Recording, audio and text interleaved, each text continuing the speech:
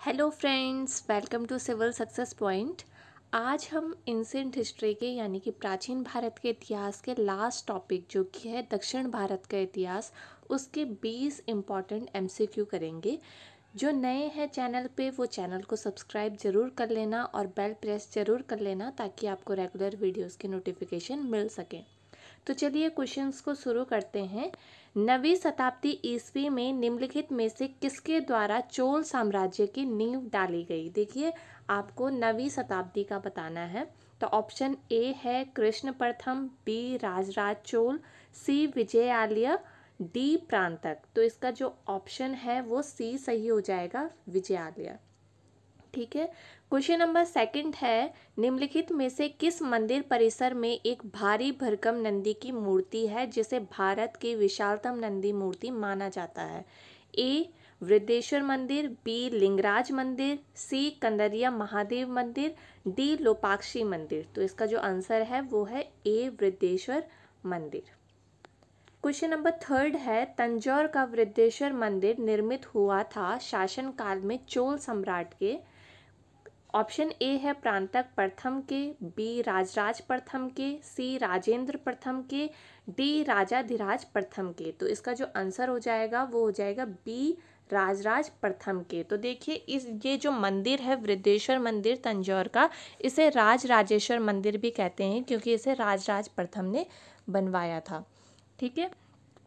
Question number fourth है, चोलों का राज्य किस क्षेत्र में फैला था? ए ऑप्शन विजयनगर क्षेत्र, बी मालाबार तट, सी होशियार, डी कोरोमंडल तट और दक्कन के कुछ भाग। तो जो चोल साम्राज्य था वो फैला था कोरोमंडल तट और दक्कन के कुछ भाग पे। तो इसका जो आंसर हो जाएगा वो हो जाएगा डी। चोलों की राजधानी थी option A Kaveripattinam, B Mahabalipuram, C Kanchi और डी तंजौर। तो जो चोलों की राजधानी थी वो थी तंजौर। तो इसका जो ऑप्शन हो जाएगा वो हो जाएगा option number D. Question number 6 है, निम्नलिखित में कौन सी चोल प्रशासन की विशेषता थी? आपको विशेषता बतानी है चोल प्रशासन की। ऑप्शन ए है साम्राज्य का मंडलम में विभाजन, बी ग्राम प्रशासन की स्वायत्ता, सी राज्य में मंत्रियों को समस्त अधिकार, डी कर संग्रह प्रणाली का सस्ता व उचित होना।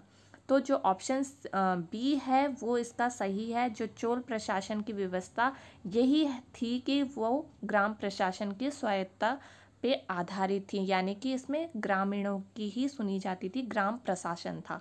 ठीक है।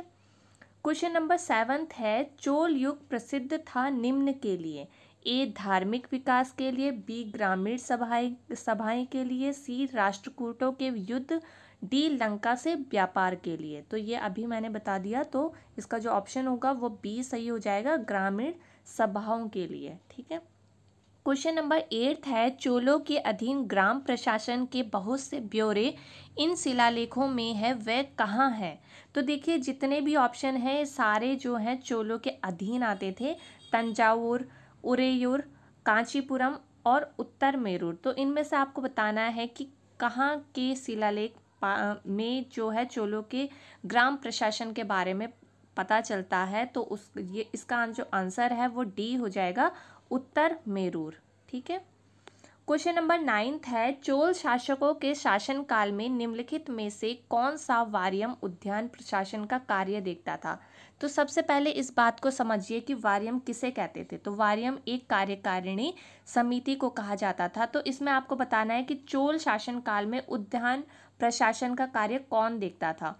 तो ऑप्शन ए है पान वारियम, बी एरी वारियम, सी टोट वारियम, डी संवत्सर वारियम।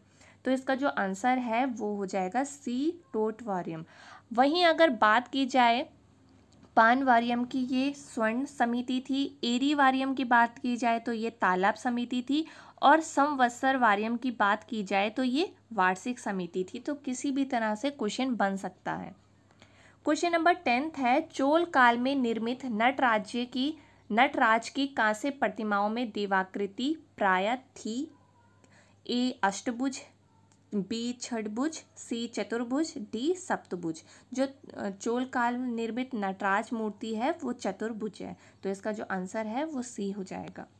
क्वेश्चन नंबर 11 है, निम्नलिखित में से किसको दक्षिण भारत के विशेषकर चोल युग की स्थापत्य के विश्व में श्रेष्ठतम प्रतिमा रचना माना जाता है? ए महिषासुरमर्दिनी, बी नटराज, सी राम, डी सोमस्कंद। तो इसका जो आंसर हो जाएगा वो हो जाएगा नटराज, बी इसका आंसर है।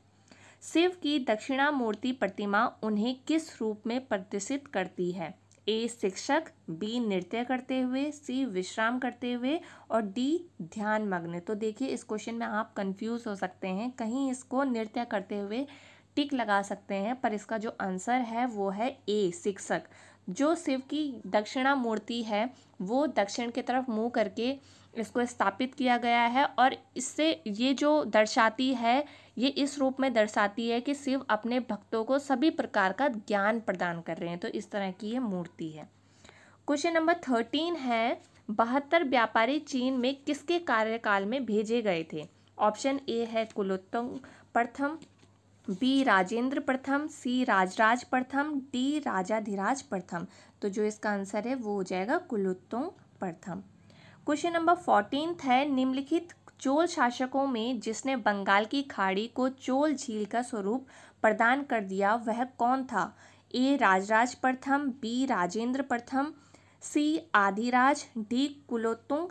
तो इसका जो आंसर है वो हो जाएगा राजेंद्र प्रथम। तो देखिए इन क्वेश्चन में कंफ्यूजन मत होना, कंफ्यूज क्रिएट मत करना, अच्छे से इनको समझना। क्वेश्चन नंबर 15 है, गंगैकोंड चोलपुरम की स्थापना किसने की थी? ए राजराज प्रथम, बी राजाधिराज, सी राजेंद्र प्रथम और डी विजयादित्य। तो किसने की थी इसकी स्थापना? राजेंद्र प्रथम ने। तो इसका आंसर जो हो जाएगा सी हो जाएगा। क्वेश्चन नंबर 16 है, प्राचीन भारत का निम्नलिखित में से कौन सा महत्वपूर्ण व्यापार केंद्र उस व्यापार मार्ग पर था जो कल्याणी को वेंगी से जोड़ता था? बहुत ही ज़्यादा इंपॉर्टेंट क्वेश्चन है। ऑप्शन है तगर, बी श्रीपुर, सी त्रिपुरी और डी ताम्रलिप्ति। तो कौन सा था व्यापार केंद्र?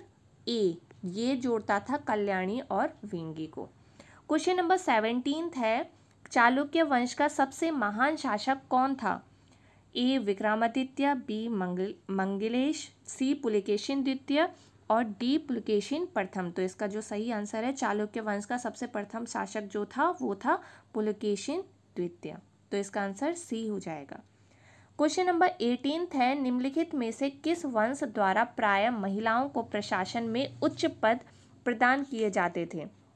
ऑप्शन ए है चोल, बी चालुक्य, सी पाल और डी सेन। तो किस में दिए जाते थे? तो ये दिए जाते थे चोल में। तो ए जो है इसका आंसर बिल्कुल सही है।